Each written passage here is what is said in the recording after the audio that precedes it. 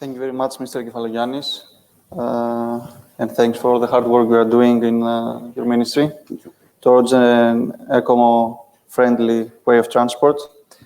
I would like now to invite Mr. Kavvouris, the Chief Operating Officer of Citroën and DS Automobiles and Mazda, to give an initial intro speech before we go into further discussions. Mr. Kavvouris.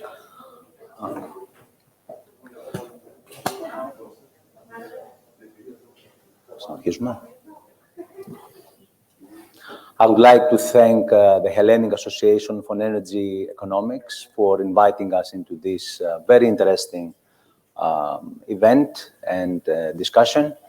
I represent a company that imports in Greece Peugeot, Citroën, DS, and Mazda automobiles. These brands belong to PSA Group. PSA is the second biggest manufacturer in Europe, and the automotive sector, one of the biggest sectors of economy for Europe, especially for Europe, is going through challenging times. The decarbonization of mobility, together with automated and connected cars, are reshaping the future of automotive industry. We are in Greece. Greece is actually has a delay on having all these challenges coming, but we are facing them. We are with the pandemic that has changed a lot the way the industry is operating through 2020. So there is a lot of challenges. We're ready today to have a very interesting discussion, and I will be glad to discuss with you further. Thank you. Thank you, Mr. Kavvouris. Next, his panel is Mr. Arnaud Henin. He's the Managing Director of Gommyr Power Networks, and he will start with his few notes.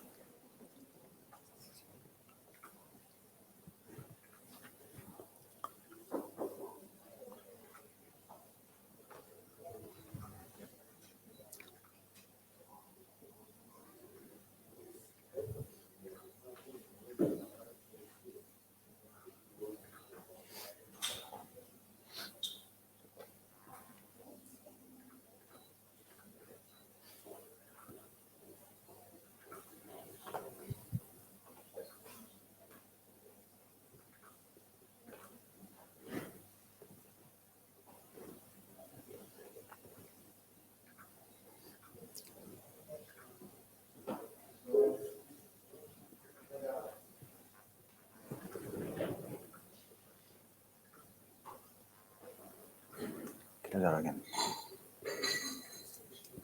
Yeah, we need 1 minute to put the presentation up. Are you? I think we're ready. Great. Thank you, Thanos, and thank you to the Hellenic Association for Energy Economics for organizing this event. I'm Arnaud Henin, Managing Director of Gommyr Power Networks, and it's a pleasure to be here to discuss some of our perspectives and thoughts on the intersection of both microgrids and e-mobility. So I have a presentation that will come up on the screen. So obviously, as the topic of this whole event, we are really in the middle, actually at the very beginning, of a fundamental energy transformation. A number of factors are driving this, has been discussed, obviously the environmental and climate impacts, as well as quite a bit of technology evolution over the past years. And from our perspective, the electrification of transport is fundamental to this transformation. So as discussed, we're transforming from a traditional fossil fuel-oriented centralized system to a system that is going to be smart, much more renewable focused, and decentralized.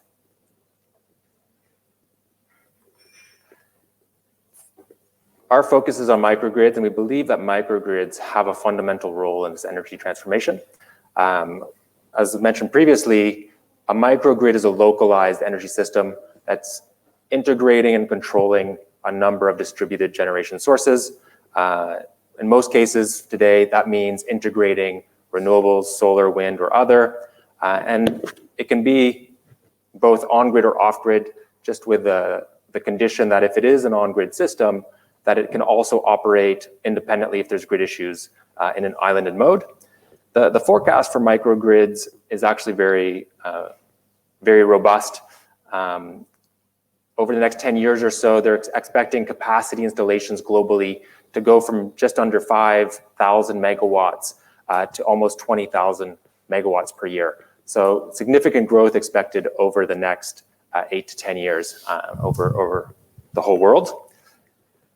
And I think Greece actually has a lot of fundamental factors that make it very appropriate for both microgrids and electric vehicle adoption. As has been mentioned, Greece obviously has very good renewable resource, sun, wind, that is critical for renewable energy generation. The geography of Greece as well, in terms of the islands and mountains, make it very suitable for more localized systems. There's also certain natural disaster risks such as earthquakes and forest fires, where microgrids can play a role in resilience and ensuring supply and in terms of emergency situations. And also there's quite a bit of fuel imports into Greece. And so having more local energy sources will reduce the dependence on imports, and obviously the price volatility impacts of oil price and natural gas price volatility. So these benefits for Greece: better resilience, lower pollution, and climate benefits. Also, electric vehicles will provide reduced noise. So for cities, the traffic noise will be an interesting kind of side benefit. Fuel imports, and as mentioned, the volatility around fuel pricing. We see two big issues in terms of EV adoption. From a consumer side, the main driver for adopting electric vehicles is a positive environmental and climate impact, meaning that there'll be a reduction in the pollution and CO2 emissions of an electric vehicle versus a conventional internal combustion engine vehicle. But to really capture those benefits means that the electricity used in electric vehicle charging has to be decarbonized, which is in many cases, in many markets, such as Greece, not yet the case. And so this is a constraint on how consumers can be sure that they're having a positive environmental and climate benefit with their EV investment. The other issue for EV adoption is from a network operator perspective. And network operators, in many cases, are not strong supporters of having a lot of charging and fast charging in particular. The EV charging creates short duration, fairly large loads, and fast charging in particular. And so for smaller networks or networks that have not had investment for a number of years, this can create problems from a network operator perspective. And so to actually maintain network quality and robustness requires investment in these networks or storage to back up your networks. And so we actually think that localized, combined, typically solar battery microgrids with electric vehicle charging are a very compelling alternative that address both these issues. So having an on-site system that is virtually 100% renewable, you address the issue around the renewable energy supply. And by having a system that incorporates storage, you can either be non-connected to the grid or manage the impacts to your grid, reducing the grid impacts. As mentioned, microgrids and electric vehicles in Greece. Greece has had many interesting projects over the years. In terms of microgrids, it has been a leader in research with sites such as Thanos, which was a very early site for renewables in Europe, as well as recently a Telos Smart Island project. So there's been a lot of interesting projects in Greece. But in terms of EV, the adoption is lagging. So in terms of EV registrations per 10,000 people, the EU average is just under 7. And in Greece, we're still at 0.4. So we're still very early in terms of EV adoption. And similarly for EV chargers, the EU average is just under 40 per 100,000 people. And in Greece, it's just over 1. So a lot of scope for investment and adoption of electric vehicles. Of course, the subject of the event is around economics. And economics for us are very key in terms of adoption and scalability of these systems. The Currently, we actually would estimate that charging from a localized solar battery microgrid for electric vehicle charging is going to be in the range of 180 to 220 euros per megawatt hour delivered. And in terms of grid, it's probably in the range of 120 to 200 on mainland Greece. And on the islands, the non-interconnected islands, where the generation is either heavy fuel oil or diesel, this range is 220 to almost 400 euros per megawatt hour. So microgrids are economic, especially on the non-interconnected islands, but also on the mainland as well. And as solar and battery prices keep coming down, that cost differential is going to improve for microgrids as well. Already, electric vehicles on a fuel cost basis are very competitive with conventional vehicles. So conventional vehicles right now in Greece typically costing somewhere between 8 and 14 euros per 100 kilometers to operate in terms of fuel.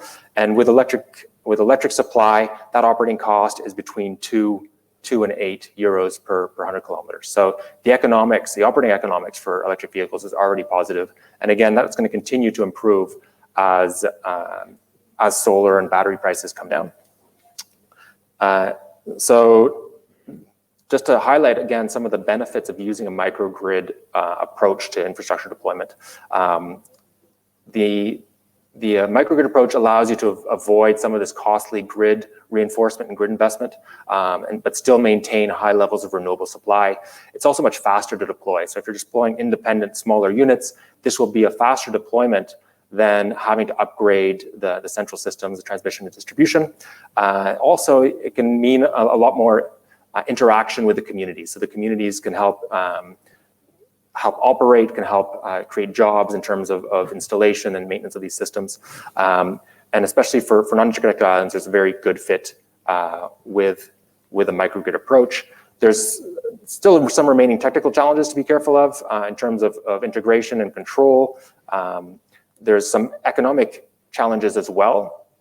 So a renewable and battery-based system, microgrid system, requires more upfront capex to pay for the assets. So renewables in general, as well as batteries, these are much more capex intensive. So whereas a fossil fuel plant typically has about 10% capex investment and 90% OPEX, for renewable systems, it's about the opposite, about 90% capex and quite low operating costs, about 10% operating cost.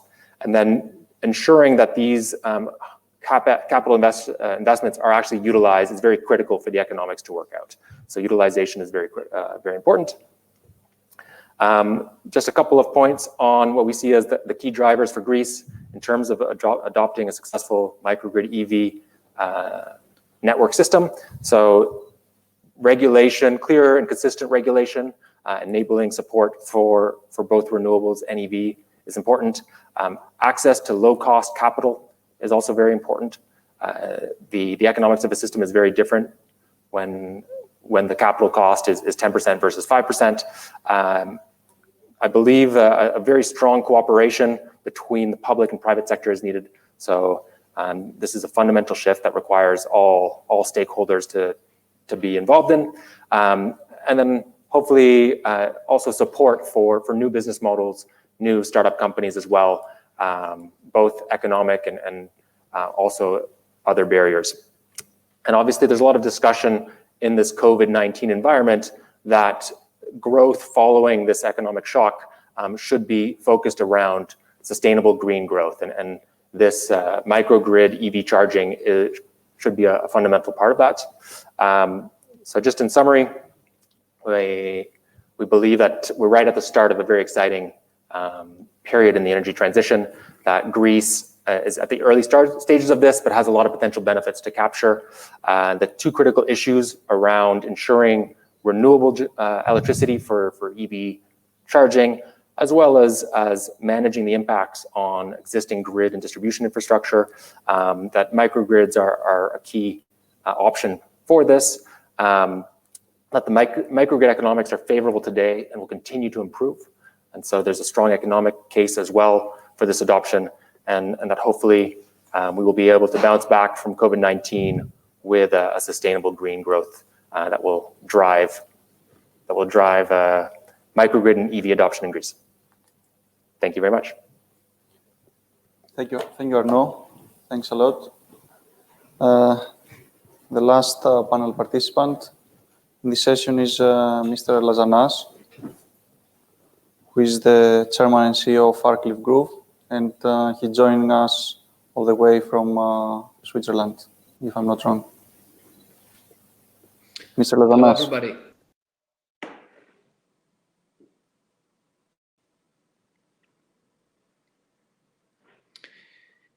Hello, everybody. Just a quick one. It's a pleasure for me to join this symposium and to talk about the e-mobility. A special thanks to the chairman, Mr. Papefthimiou, and Hellenic Association for Energy and Economics. Make Greece green. What does that mean? I was thinking how today we should start the discussion here at this symposium, and we hear a lot of very fantastic opportunities. But I would like to talk a bit about ecosystem because it drives a bit about the status of the e-mobility in Greece as well. So we will talk a lot about companies such as we're doing today. And I'm not sure if this is the right way to look at the scenario.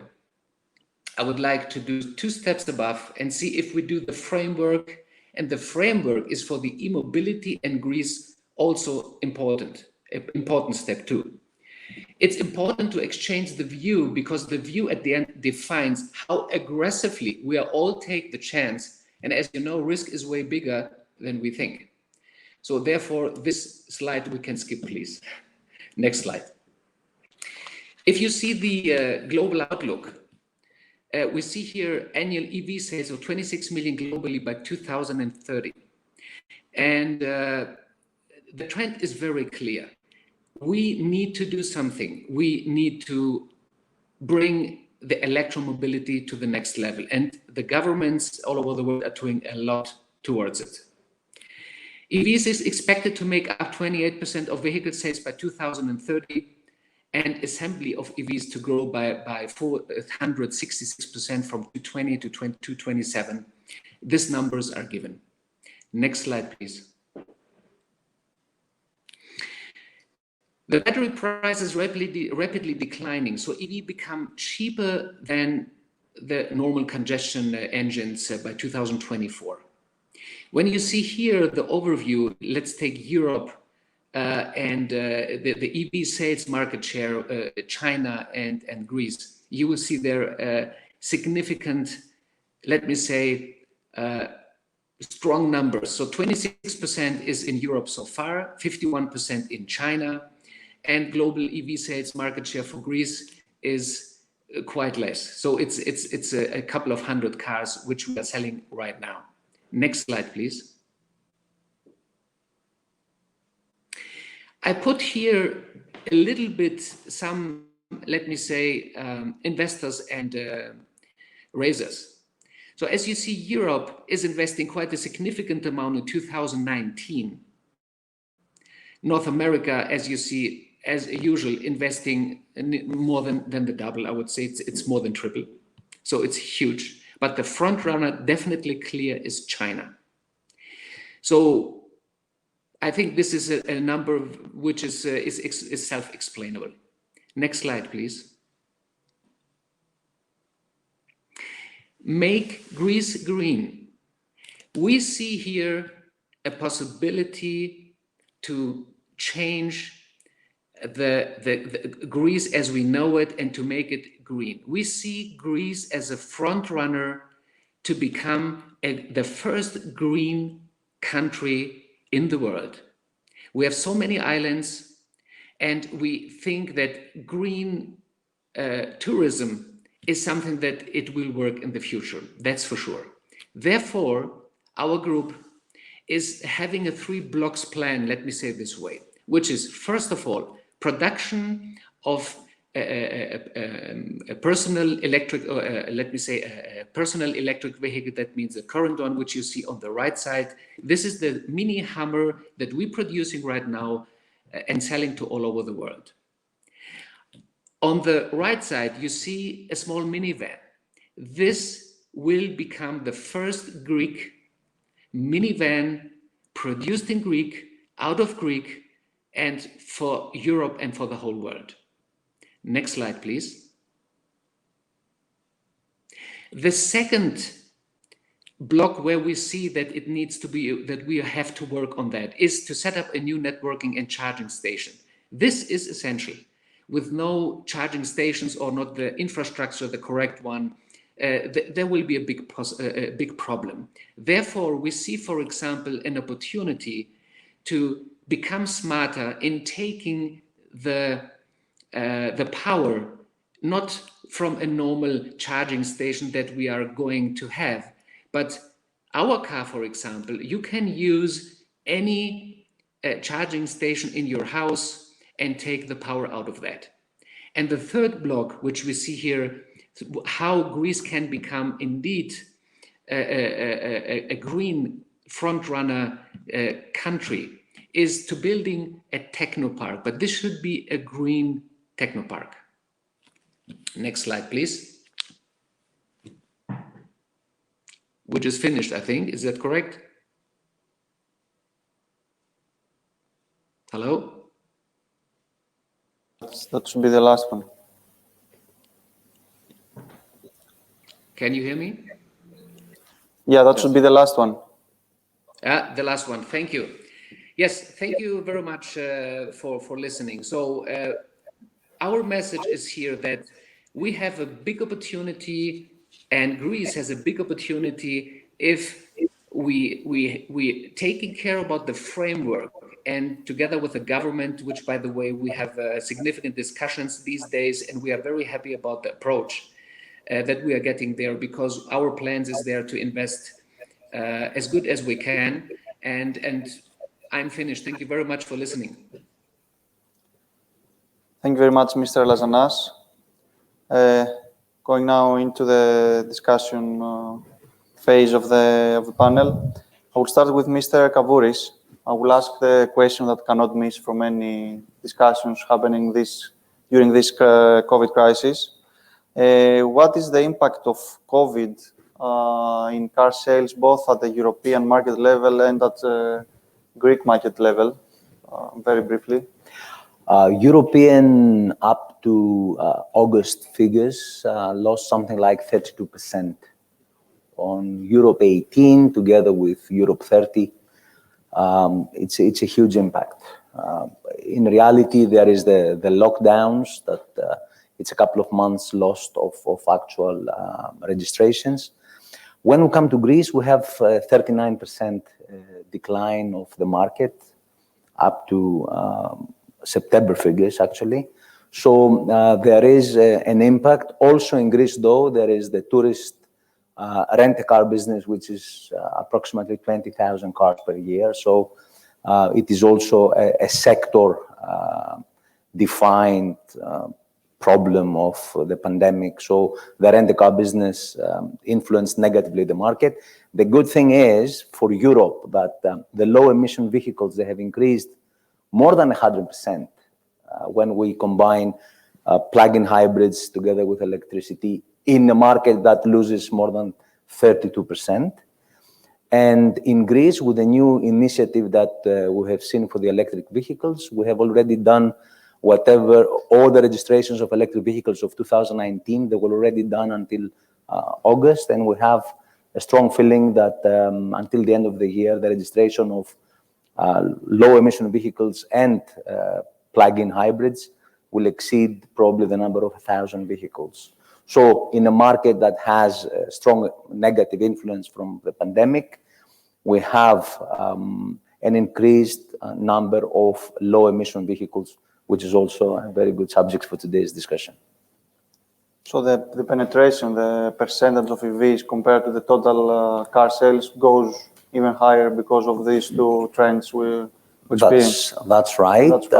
But we have to mention that up to 2019, and I think this is a very, very strong message, up to 2019, 80% of the electric vehicles in Europe were done only by 6 countries that they have a GDP per capita more than 40,000 euros per year.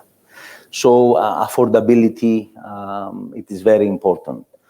Greece with the 1% low emission vehicles is not much different from Italy, for example, or from other countries.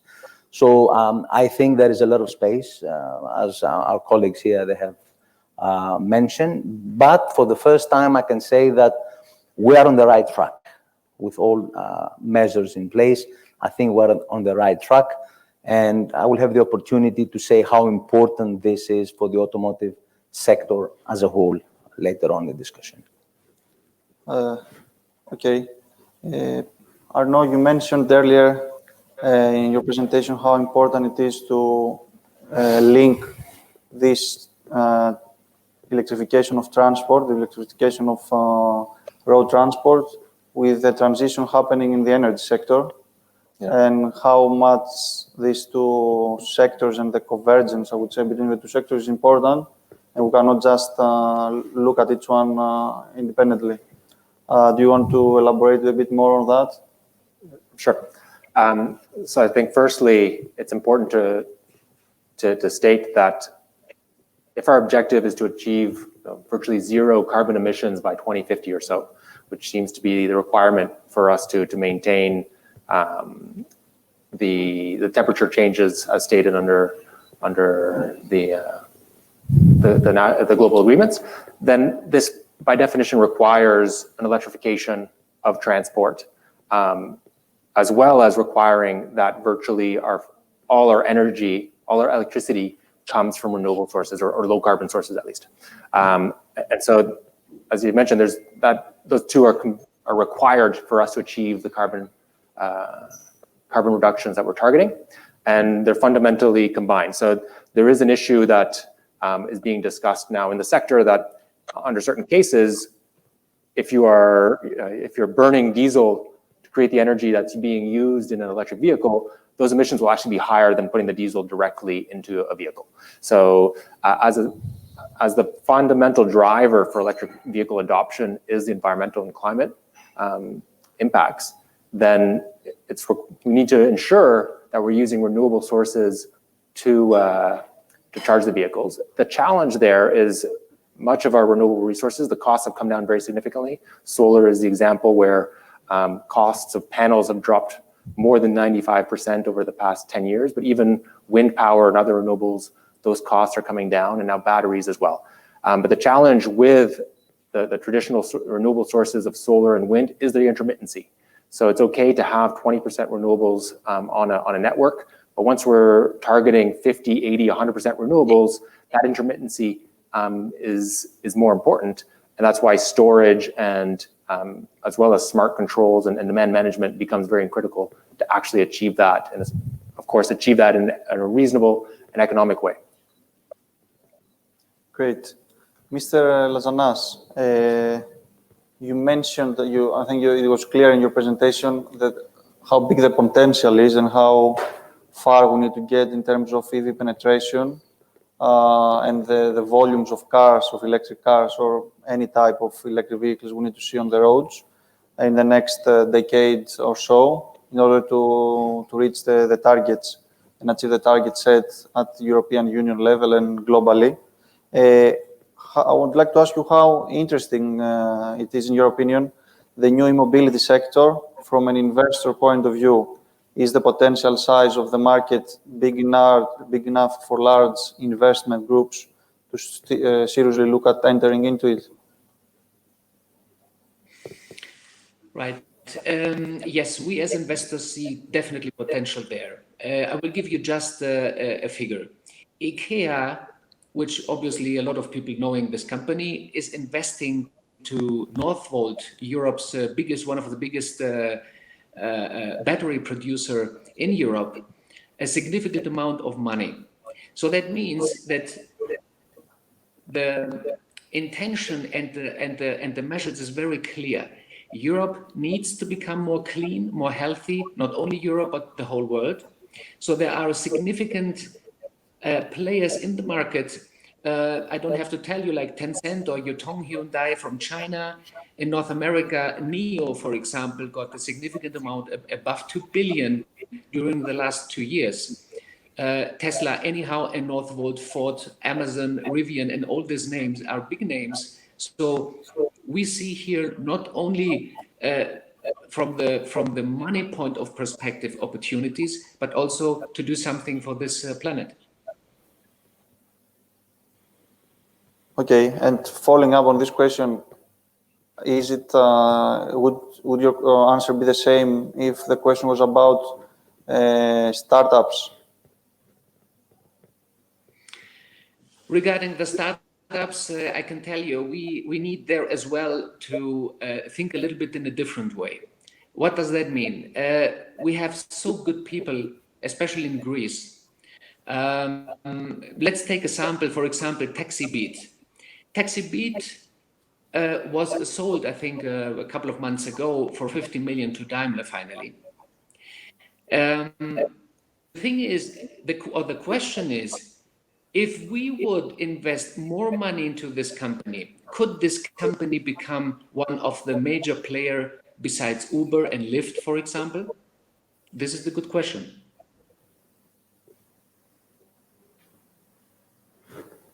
Okay. So what you are saying is that we should grow existing startups and make them big enough to be able to be advantageous and competitive in this new market, rather than create new startups and small teams of people trying to do something new, if I understand well. We should support many more our startups. The ecosystem in Greece is quite interesting.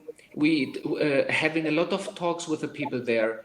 And what we see is that in Europe, and we speak for Europe now, we see that fantastic companies are growing up, but finally the bigger rounds in the second, third, and fourth rounds are finally one or two countries which are front runner in that. This is the US, United States of America, and also China, because they are having more money available and buying that company to their portfolio. Okay. Mr. Kavvouris, you said earlier that although the EV market grows significantly, even during the COVID crisis, still most of the sales and the largest part of the pie comes from few countries with a high GDP. My question is, are subsidy schemes run by governments, such as the recently launched Go Electric or Kinoumi Electrica scheme that was launched in Greece, are necessary to support the adoption of EVs, especially in countries with lower GDP like Greece or the south of Europe? And if so, for how long do you see this necessity? That's a very good question. I believe that the government subsidies that we see in Greece, that was introduced, and we want to welcome as a company, but also as a sector, this initiative taken by the government. It is absolutely critical, we believe. And we see it happening to a lot of European countries. Why? Because first of all, we believe that the way to electrification, Mr. Lazanas, and also all the panel, I think Mr. Lazanas mentioned it, it's a pace to electrification that takes a lot of investment. What is also very important is affordability. The example that I used for the 80% of electric vehicles up to 2019, though I don't have the latest figures, done only by 6 countries with a very high GDP, it has to do with affordability. And why this? Because in the automotive sector it's a huge sector. Even though it has only the 7% of the GDP in Europe, it spends more than 28% on research and development. So it has a huge part of the pie of research and development. And recently, where does research and development takes place in automotive sector in Europe? In electrification, decarbonization of mobility, connectivity, which is very important, and automations. So affordability, the manufacturers, I can tell you what PSA is doing easily, but all the manufacturers in Europe, what do they do in terms of affordability? They're trying to bring the technology down in cost. And how do they do this? For example, PSA has introduced, every new model that is introduced in 2020 has an electric vehicle from the beginning. So the platform, it is designed to contain electric and non-electric car. And this is a flexibility on the production line. So you can produce an electric car together with a non-electric car. And this brings down significantly the cost.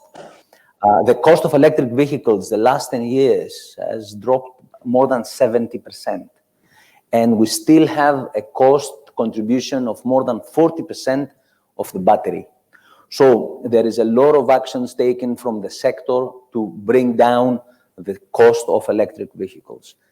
However, the stimulus, the support by the governments in order to close this gap, this parity gap with the non-electric to electric vehicle, it needs to be there until this price difference, it is affordable for the consumers. There is one very important analysis that organizations more than individual consumers, but also individual consumers do.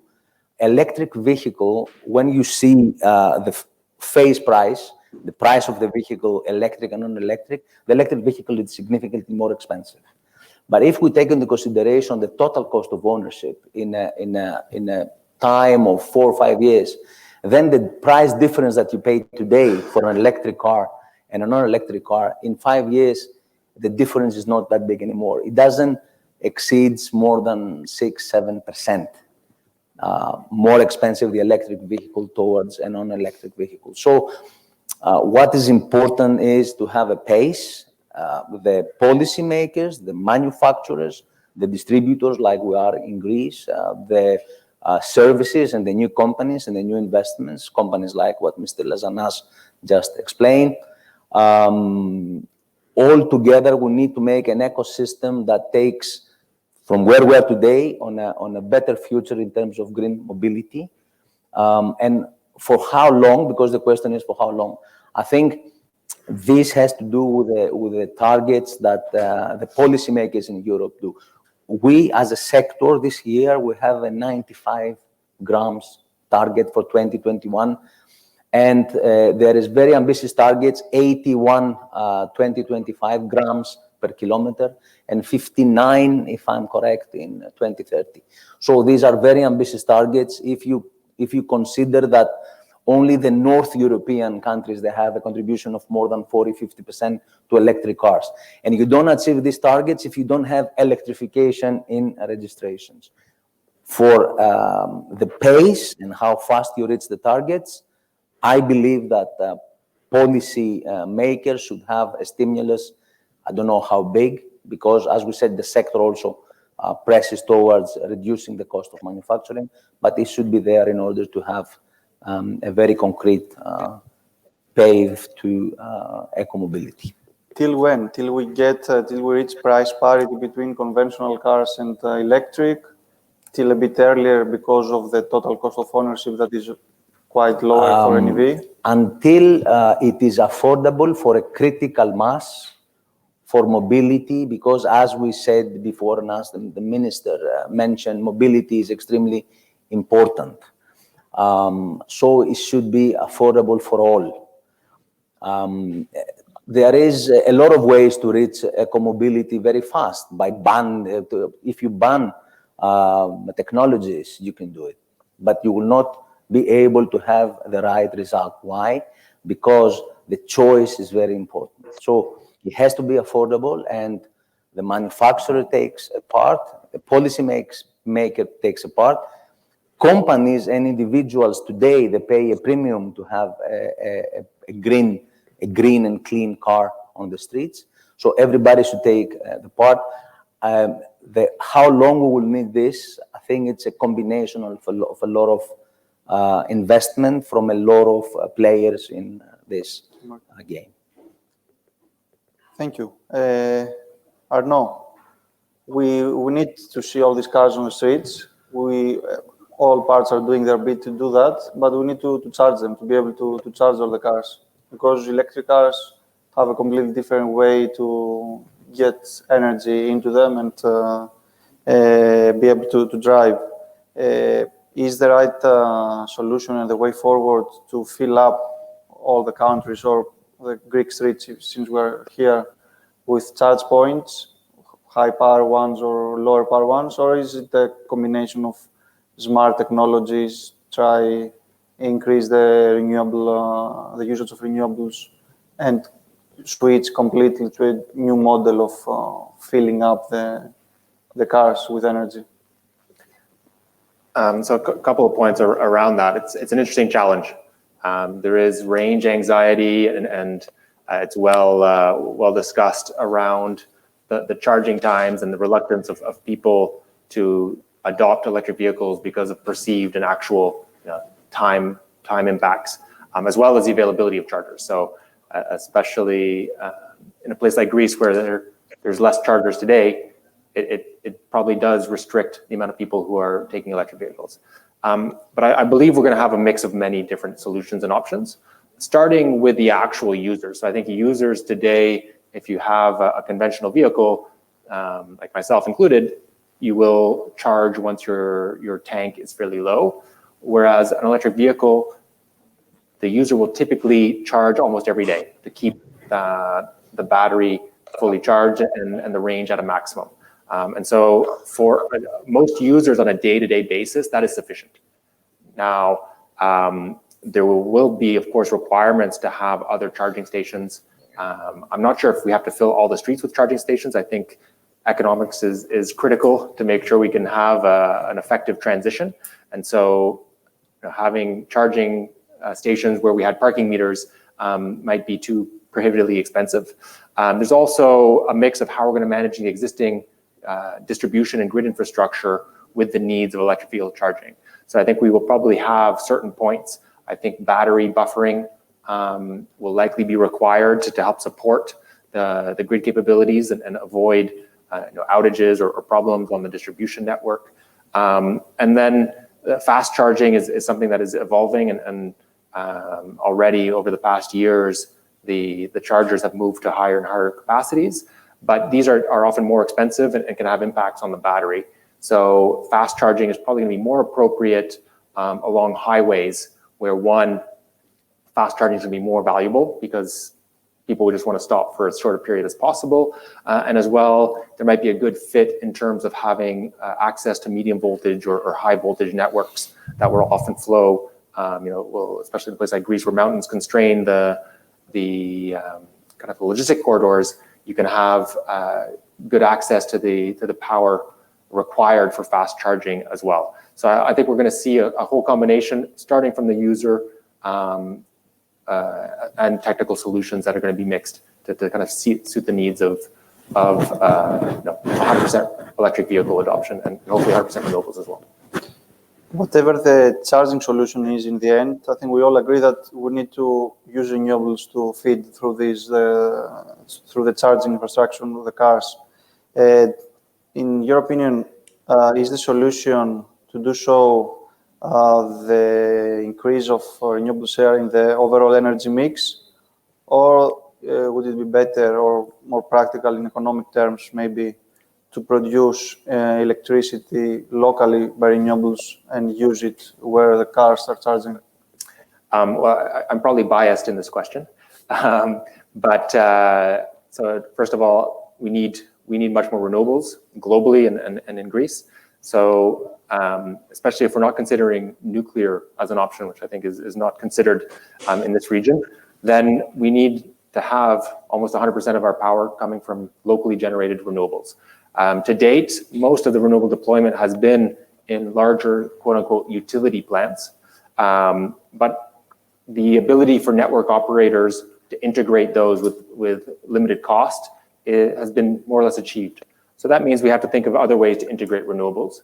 The great thing with both renewables as well as batteries is that the underlying technical performance does not change if you install one panel versus 1 million panels. So that panel that you install on your home or on a carport for electric vehicle charging is the same panel that you install on a big system. Whereas conventional plants, there's efficiencies of scale. Those are reduced. Obviously, costs more to install one panel than a million. And same thing with batteries. A large battery system is actually made of very small modules. So the actual performance of each module does not change whether you're using 10, 40 kilowatt hours of battery or 10 or 40 megawatt hours.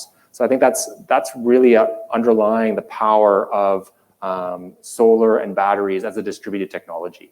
And the cost savings in terms of not having to have the distribution network and the grid infrastructure to support distributing that centralized power is very, very powerful. So I think the economics, as we're going to high penetration, strongly favors distributed, localized energy generation and like microgrids.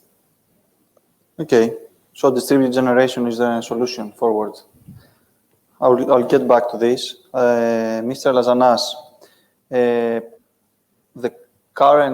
the recent e-mobility law that was voted in Greece, Law 4710, introduces some tax-based incentives for companies that want to establish some kind of production facilities or set up some kind of businesses related to the e-mobility sector. The current incentives are targeted. They have a geographical targeting, which is in the delignitization areas in north and south of Greece. Would such incentives make a potential investment in Greece appealing to an international group, to a larger or medium-sized investor and investment group, and why? You refer regarding the new e-mobility law, the 4710/20, is that correct? Yeah. Yeah. New law is the first serious effort made in Greece to support e-mobility, from our point of view. So we would like to indeed congratulate the current government on this initiative. The new law and the incentives it gives are good to start, but there is still to be done to reach the level of other developed countries. So as for the incentives that the new law gives to or establishing right now, we have examined them and the group has specific proposals that it will make to the competent ministers. So, for example, I give you just a sample. There are incentives regarding investments like ours, but only for specific areas in Greece. But you understand, I think, that the investments, in order to be sustainable, we must be made, let me say, it would be better that we can decide in which areas we think as investors, I'm sorry, to examine them and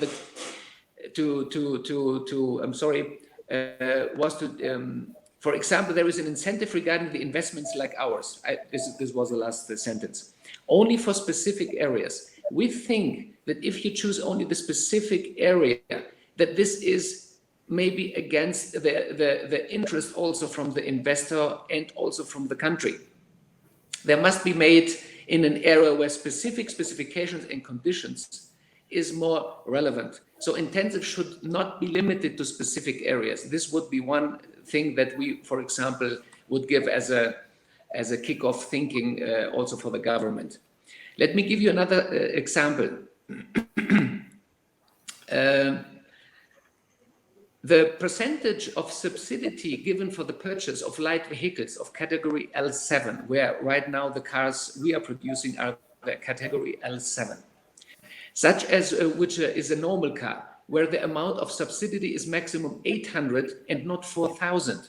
So that means this would be in the category N1. The fact that the subsidy is given to the price before taxes is an issue. Well, regarding your last comment about subsidizing just the price before taxes or the tax like VAT, I think that's a European kind of regulation. You cannot subsidize VAT, you cannot subsidize taxes. But that's just one point. Your other points were quite clear. Choice of location is important for investors to make a potential investment plan in Greece more appealing. What other measures are important in your opinion? What other incentives or other type of measures needed in a country like Greece to be introduced, to be given to potential investors in the e-mobility sector or more general?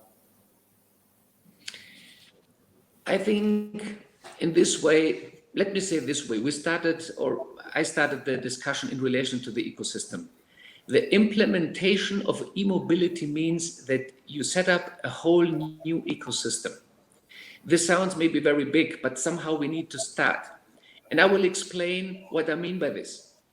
A key aspect is that the users, private and commercial, accept e-vehicles and feel comfortable to use. When it comes to the costs, we need to talk about the cost of ownership. So subvention for purchase, deduction of road tax, cost of charging, increased depreciation experience in countries like Germany shows that only after the introduction of such packages or measures, the acceptance goes up significantly. So finally, the aim here is to identify for Greece a way and to take the new road, let me say, to make something fundamentally new. And this is a fantastic opportunity, especially for Greece. Again, maybe I'm telling a little bit too much about it, but a green island. Let's start with one island, which are only allowed to have cars driving on electromobility basis. That would be something significant new. And we could make that. We could start with one island, we could go to all of the islands, and finally Greece. Okay. That gives me a good opportunity to ask Arnaud about this idea, this I think topic of Greek islands becoming green, having 100% electrified fleet of cars on them, especially the non-interconnected ones. Is it feasible? Does it just sound ideal or good, and it has some technical issues behind it, or we should really focus on making this happen and make Greek islands an example for the rest of the world? So I actually think it's an excellent opportunity for Greece, and islands have a number of benefits. One, the cost of energy on the islands is, especially the non-interconnected islands, is very high. So these are using heavy fuel oil and diesel, which is very expensive, and even bringing the fuel there is extremely expensive. The other big benefit of the islands is we talked about the range anxiety that users have. A lot of the islands are, by definition, are range constrained. So there's a very good fit that you're not going to be able to drive hundreds of kilometers, or typically you're not going to drive hundreds of kilometers on an island. So that's actually an excellent fit. And as discussed, there's excellent renewable resource on virtually all the Greek islands. So the resource is there, it's locally, you avoid all the logistics of transport and all that. So I think the economics are very, very positive, are much better on the islands for a microgrid, renewable EV charging infrastructure. There is some challenges. So a lot of the islands have a lot of seasonality. So many more inhabitants and obviously tourists in the summer. And so from a heavy CapEx perspective, if you're not using your investment year round, that's a challenge.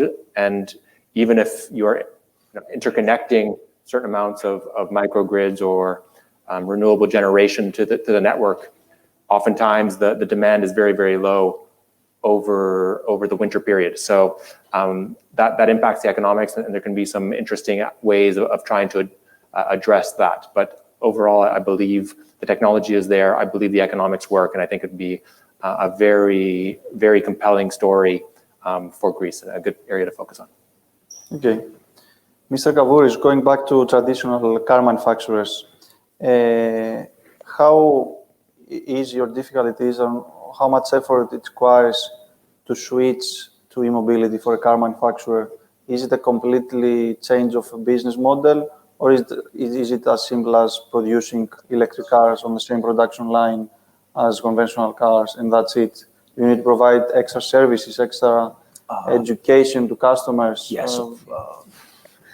very good question. I think all the manufacturers, they're trying to make an evolution towards the green mobility according to their existing structure. But as we said, there is a lot of investment that needs to be done.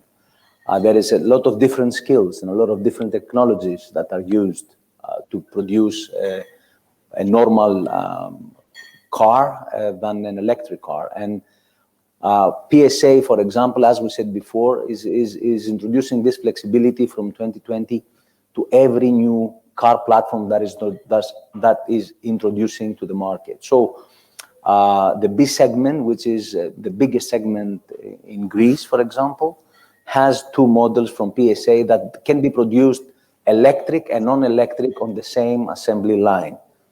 This requires a lot of investment, but at the same time brings a lot of economies of scale for the manufacturer. The second thing that it is very important for all manufacturers and everybody, let me tell you that until the first quarter of 2020, 40 electric models were introduced in Europe, and it is expected to be more than 200 from all car manufacturers until the end of the year. So everybody is introducing a new electric vehicle in the range. It takes a big investment. As we said already, the automotive sector traditionally has a very big amount of research and development, a big contribution to the total research and development that takes place in Europe. This is also intensified the last few years. It is very important to connect with the affordability we said before. So there is investment that is not only makes the production easier or less cost effective. The important thing is to bring the prices down in a way that it is affordable for critical segments in the market.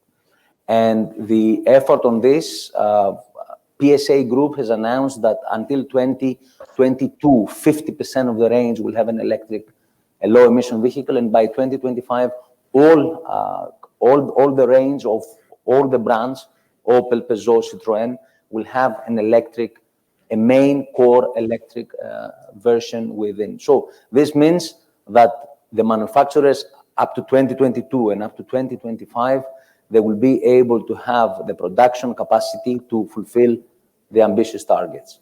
We are going there, but as you said, it's not easy. It's more than 15 million people working in Europe on the automotive sector, and it is a very, very sensitive part of the economy for countries like Germany, France, Spain, that they have a huge production. So you understand that policymakers, together with manufacturers, they have to have an evolution in order to make a transition that's not going to hurt dramatically jobs, plants, etc.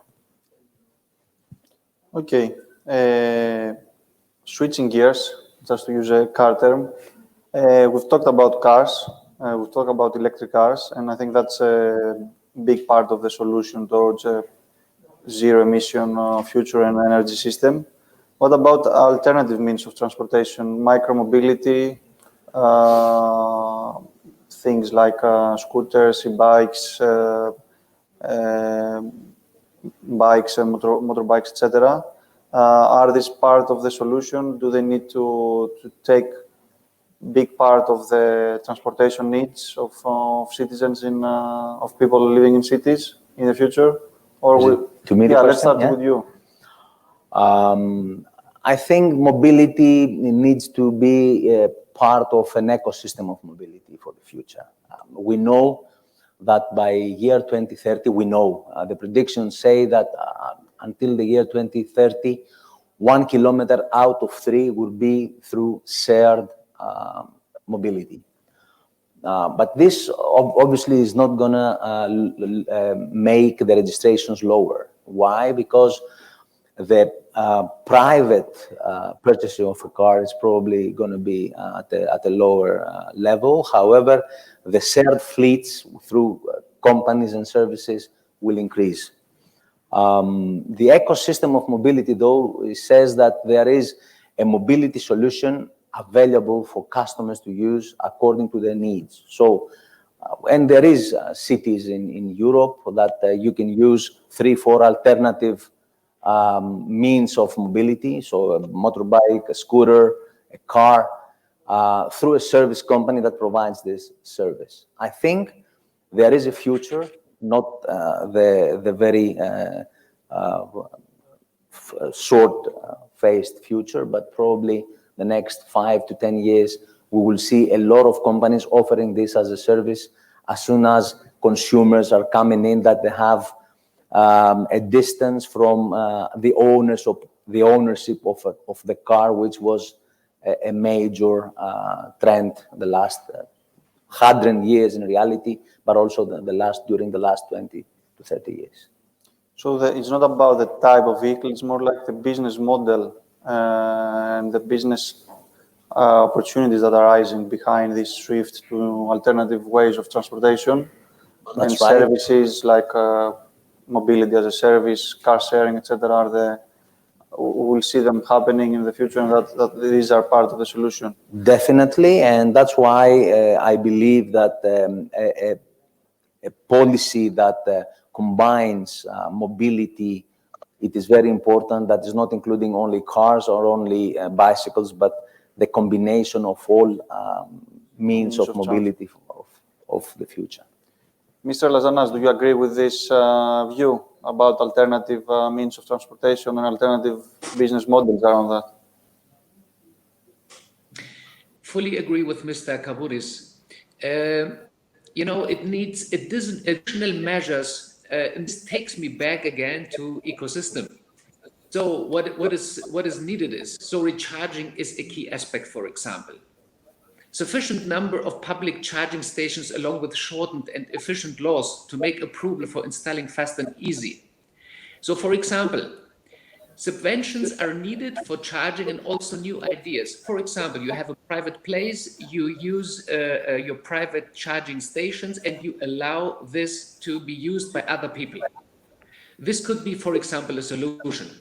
So it's absolutely right what Mr. Kavvouris said. We need a whole value chain where we are representing this value chain in Greece and can, based on that, and that's the reason of the green energy pact that we are planning to build up in Greece, to support various areas of electromobility, which could be very small scooters, but also up to trucks. Okay.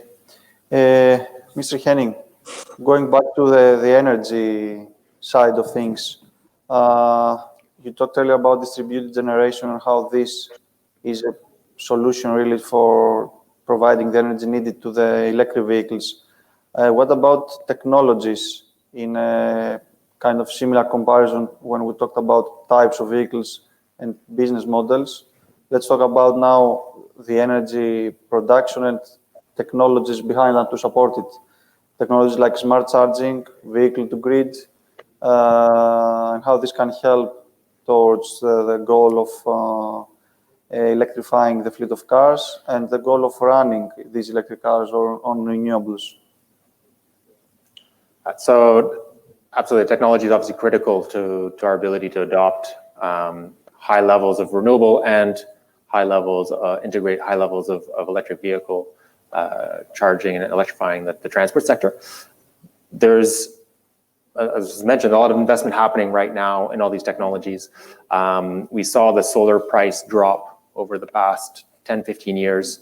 So that's been far faster than I think almost any estimates back at the time. And I remember when I started working in renewables, the panel price was something about between $5 and $6 a watt, and we're now below 20 cents a watt. So it's just been a phenomenal evolution of that technology. I think we're seeing similar things. You mentioned control, so there's a lot of integration to integrate distributed resources, to integrate a lot of charging intelligently and have some load management and have our network, which is going to be much more complex, work properly, requires a lot smarter control and more fine control and data. Unfortunately, that's been happening in the IT sector overall. So this control and big data control, analytics and monitoring, all that is evolving in parallel to the energy transition. Right now as well, batteries, which are really at the heart of the ability to manage intermittent supply and demand, as well as, of course, being critical in vehicles, is seemingly going through a similar price reduction as battery installations and use is going up. So it's very linked to the volumes in terms of the price. But I think there's a lot more diversity in terms of technologies around batteries as well. Lithium is right now the dominant ones because of its use in electric vehicles.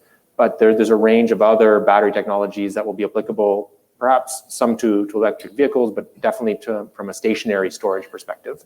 And so I think it's a very exciting time from a technology perspective, and we're going to have a rich diversity of technology options, and many of these will be useful or very appropriate for more niche applications. You mentioned vehicle to grids. I think that's kind of one of these applications. It's an interesting technology. I don't believe it will necessarily have very widespread adoption, just for the simple point that either energy storage will bring a lot of value to your network operator, in which case you will have investors and operators that will have stationary storage, or it'll bring little value, in which case people will not necessarily want to connect their cars if there's not much value there. So I believe it's an interesting technology and there'll be applications, but I think we're going to have a wide range and diversity of technology options. And I think I'm not worried about the technology not being there. It's much of it's already there today, and the prices it's going to keep coming down. So I think from a technology side, it's going to get more and more competitive and more interesting. The technology is there. If we think about Greece, what do you think is needed from a regulation point of view, from a policy making point of view, from the market competition point of view? What's needed to be done in order to bring the need for adopting such technologies, or for such technologies to make sense, economical sense for people to adopt them? I think that the biggest challenge right now, as mentioned, I think technology is more or less ready, and it's going to keep improving. The biggest challenge is actually the capital required. So from the investment standpoint, that is really, for me, the key focus point. And there's also because a solar, a wind turbine, these are long-term investments, 20, 25 years, 30-year investments. Batteries as well, now they're having 10, 15-year warranties. Some technologies are even 20-year expected life and more. So these are long-term investments that require a few things. One is a stable investment horizon or environment. And so obviously Greece has had its ups and downs the past few years, and both from a legal perspective, having stability, I think, is very favorable for investors. And finding ways to bring down the cost of capital for these investments. So really what we've seen now in large utility scale projects, the difference in terms of that technology is very small in terms of these big solar projects. And what makes the biggest difference is the cost of capital. And some of these large solar projects are being financed at 1-2% interest rates. And that over 20, 25, 30 years has a huge impact. The difference between 2% financing rate and a 5% and a 10%, it fundamentally changes the economics of your system. And so I believe there's probably roles for the public sector in terms of finding ways to provide insurance for investors to de-risk if there's certain activities that are seen as risky. But bringing down the cost of capital and access to capital is, I think, critical. So it's the role of banking institutions that would need to do more. Well, definitely, banks are typically the intermediary for providing capital. But I think there are ways we're seeing even in Africa and other ways that like multilateral institutions, so possibly governments or like the EIB or some pan-European organizations could provide insurance to investors for investing in charging infrastructure, especially, again, this long-term horizon is really critical. So how can we reduce their risk, actual or perceived, to bring down these costs of capital and support? And I think actually it fits very well with the recovery from the COVID crisis. So there's seemingly going to be a lot of capital used to help Europe recover from this crisis. And so hopefully most of that will be allocated to supporting green infrastructure, including renewables and EV charging. Is subsidies part of the solution, similar to the subsidy schemes we see for electric cars? Subsidies, for example, for stationary batteries or for non-very mature technologies, still at least for Greece? I personally see subsidies as a double-edged sword. Subsidies can, by definition, obviously they're there to distort the market a little bit. So I think for sustainable growth, we need the underlying economics to work. And I actually think the underlying economics work today, especially when we're talking about the non-interconnected islands. When you're looking at the lifetime costs, I think those actually work. The real issue with subsidies, I saw this when 10 years ago, when the first wave of renewable deployments in Europe, there was feed-in tariffs that drove a lot of the markets. And when those feed-in tariffs stop, then the markets collapse. And so we have to be a bit careful with subsidies. I think there might be more targeted ways. So I think perhaps, as I mentioned, maybe insurance on certain aspects where there's risks can be a more sustainable way of driving adoption rather than blanket subsidies. Okay, that's clear. Mr. Kavvouris, what about the car sector in Greece? I'm asking to talk on behalf of all your colleagues, but you can talk about your company maybe. Do you think the sector is ready to fully support and help accelerate this transition to both electric cars and new ways of transportation and mobility? Or there are some efforts? Obviously, I'm not entitled to represent the whole sector. I will talk to you about our company and about our group, but I am confident and sure that all the manufacturers, because Greece actually has no production, so all the importers in Greece and the national sales companies, they represent the sector from Europe. So there is the manufacturers' policy, and the importers in Greece, they have to establish a very good rollout of this policy in Greece, taking advantage of all the policy that is taken by the government and the local policy makers.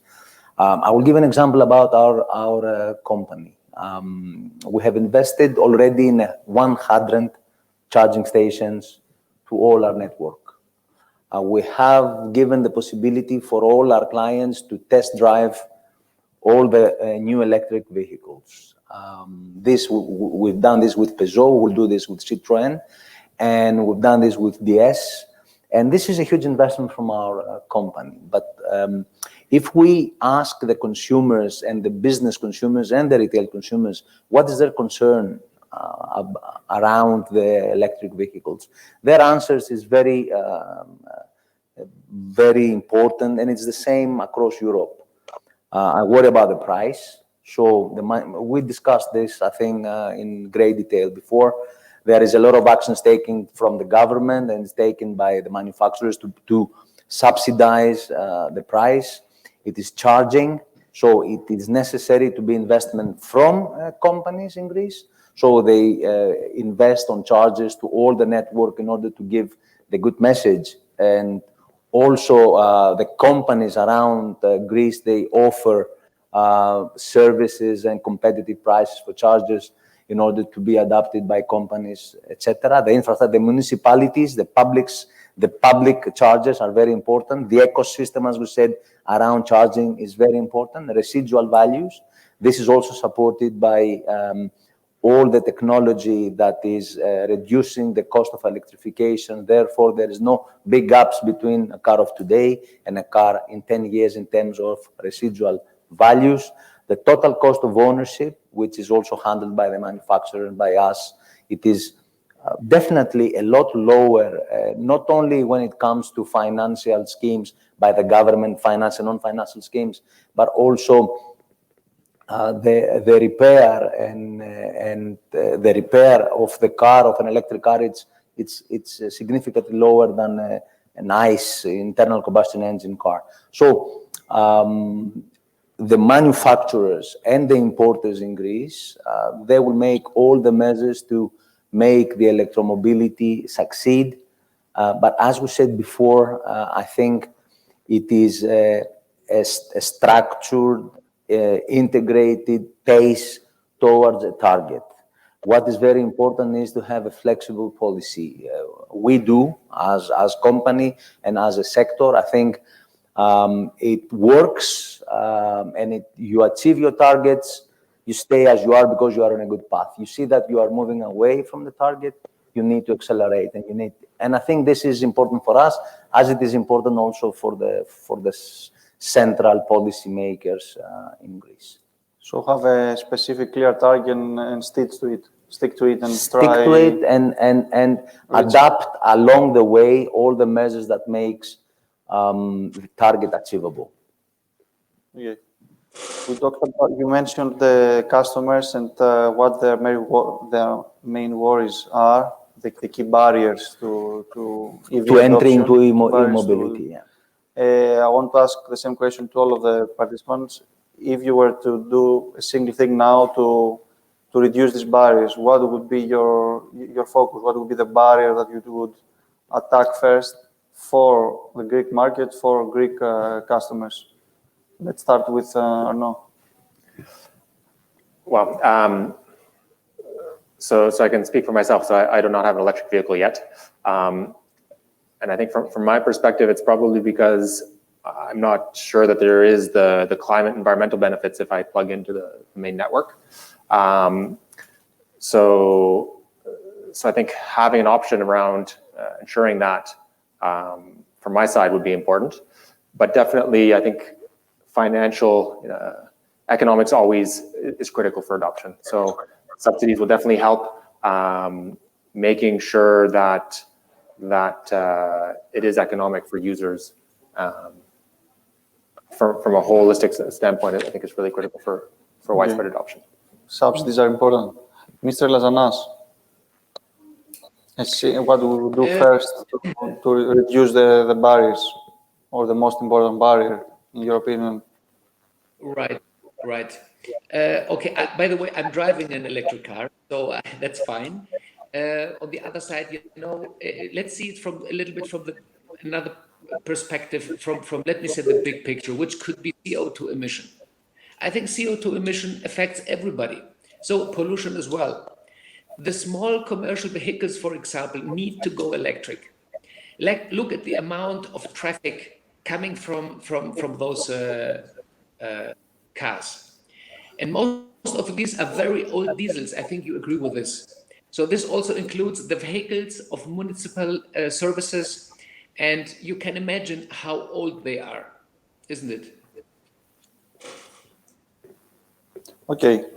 Mr. Kavvouris, your comments on that? Do you want to add anything? Oh, I think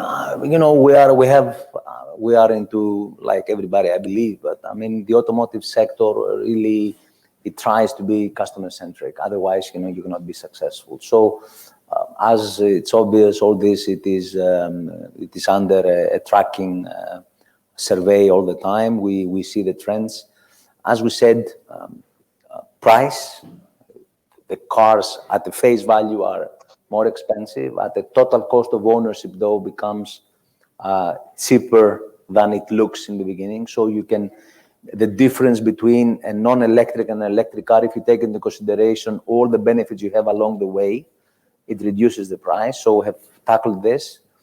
Range is very important. What is the range of the car? And if I am fulfilling my needs, everyday needs. So I think there is a lot of investment taking place into this. The range is already in place, and the ranges that they are going to come out the next few years, they're going to cover by 100% the need of city and transportation for a country like Greece or European country.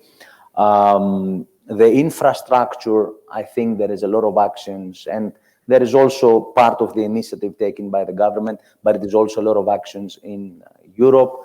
Residual values, we've discussed it before, and the environmental, what Arnaud said before, whether my action to buy an electric car has a totally positive footprint in terms of low emission. So from well to the tank and from tank to wheel, if I have made a very clear statement by buying an electric car.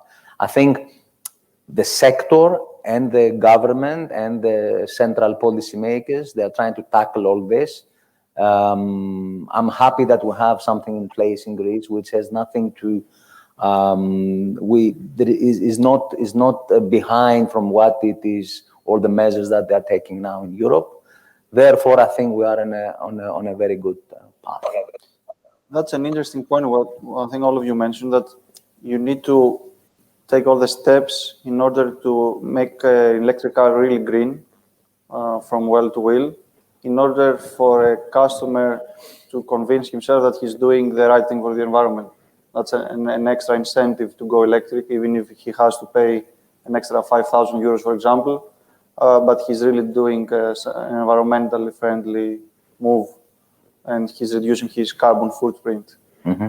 Not everyone would really think about that, would really think about the environment in the first place. But I guess for the ones that do, it's important to solve the whole thing end to end.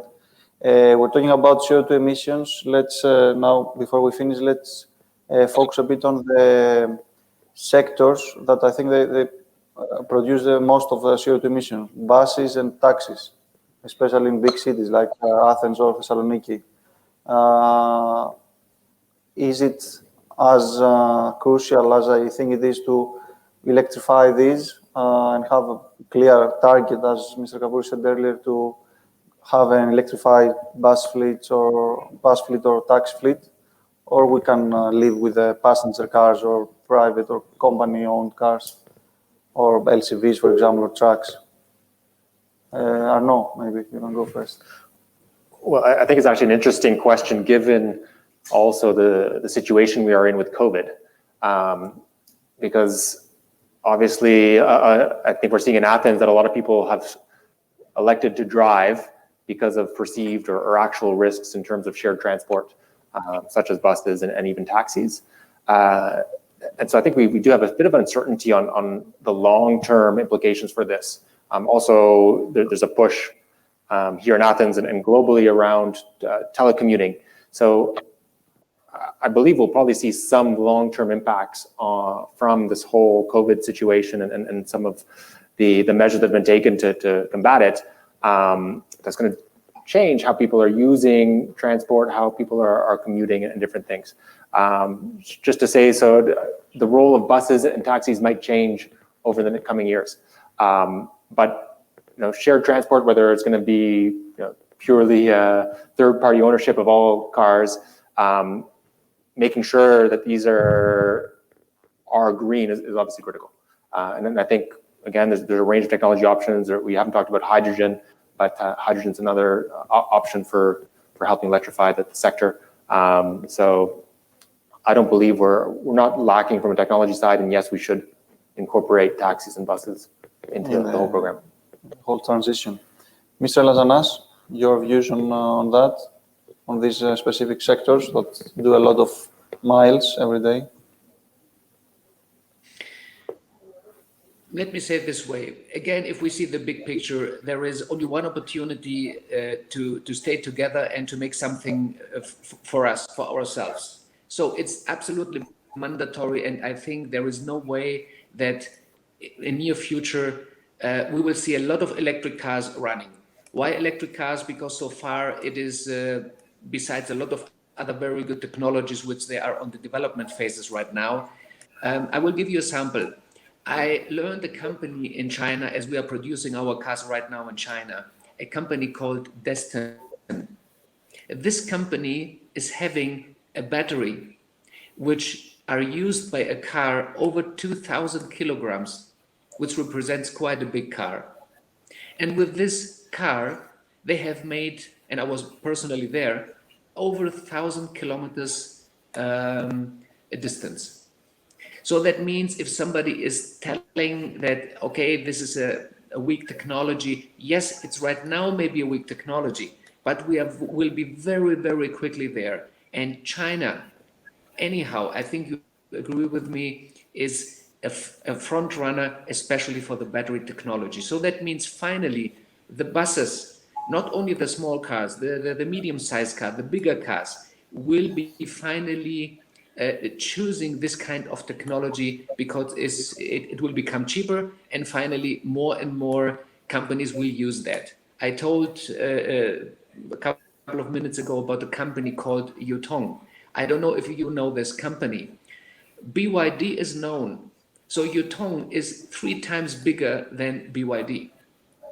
And you know, BYD has done a significant collaboration with Daimler Chrysler, one of the biggest shareholders of Daimler Chrysler. So we need to be careful. We need to understand understand the ecosystem. We need to put money. So Mr. Arnaud mentioned very well that we need money. We need not to go, let me say, generously with a pipette, with a pipette and gives a couple of millions. I was having a talk with Mrs. Vestager. Marianne Vestager is one of the commissar in the EU. And we explained also that Europe needs one voice. Europe needs to give us, the investors, also the framework, the ecosystem, which allows us to invest more money. And when we are seeing to our friends in the US, how they are investing the money is very simple. If you allow me to show you also one sample. In 2011, General Motors was driving or flying to Washington and asking for money from the government. Otherwise, they were going to be collapsed due to the financial crisis. 3 years later, General Motors invested 500 million to the Uber competition Lyft. The same time, Daimler Chrysler was having 13 billion profits, and they invested in the Uber competition, which is, I think, Beat is the name, 50 million. So this is not the way how Europe can go further. This is my opinion. Okay, so it's a matter of money and availability of investments to tackle the issues in these sectors and electrify. If I may say something, because it sounds to a lot of literature that we see around the newspapers and around news that the mobility coming from the automotive sector is responsible for the CO2 emissions at a great extent. But in reality, it's only 15%, the CO2 emissions coming from, in Europe, from vehicles and light commercial vehicles. The rest comes from other parts of factory, energy, etc. So even if we go to a zero for electric mobility, which is the target maybe for 2050, there would be another 85% that needs to take action. And I agree. I think the ecosystem is very important and the evolution is very important. And all sectors of economy have to reduce the CO2 emissions. The automotive sector has very specific targets with very specific penalties if targets are not achieved. And as a sector, and this also affects not only the European manufacturers, but also the representatives in Greece, even the dealers, and at the end of the day, the consumers. They have to follow very specific emission targets for year 2020, 2021, etc. And all this is important to become, as we said, to have the society and the companies and all the infrastructure supporting a very clear message, which is create clean, safe, connected cars for the future. This is very important because mobility is and will be a key player into people's lives. This is what I want to say. So what we are saying is that it's not mobility and the transportation sector does their part. You have clear targets on that, but when we talk about reduction of CO2 emissions in general, because it doesn't matter if it comes from the car or from the factory next to it, you need a common approach and a common target across the society, really. It's not That's about right. That's right. the people or the countries. I think, yeah, we've heard some very interesting points and had a good discussion. Are there any final notes that you would like to make, comments, or even a question to a co-panelist from any of you? Mr. Lazanas, you can go first if you have anything, since you are abroad. Yeah, the only thing what I like to do is that if we, what important is for us, if we really want to become an e-mobility, to having a weight within Europe, we need to change our attitude is the first one. And now I'm using a Greek word because I'm Greek origin. So the old Greek says that we need Thanos. This is something that we definitely need. Not only for electromobility, also for other technologies as well. We have a lot of wonderful people, dedicated people, very experienced people in Greece, and we need to use this, and we need to go for this country. Thank you. That's a really optimistic comment. You guys? No, I would like to borrow what Mr. Lazanas said. Sounds very good. Pharos in Greece means that we take all the right decisions, the right initiatives towards a future with Pharos, with audacity, if I don't know if the word is the right word. It's even more than Pharos, I think, towards a very clean future. Great. Well, just from my side, I believe the energy transition is an opportunity. It's an opportunity from an energy perspective. It's an opportunity from a whole mobility perspective, and I think it will be critical for Europe and Greece bouncing back from the impacts of COVID, and hopefully that will drive us to common action.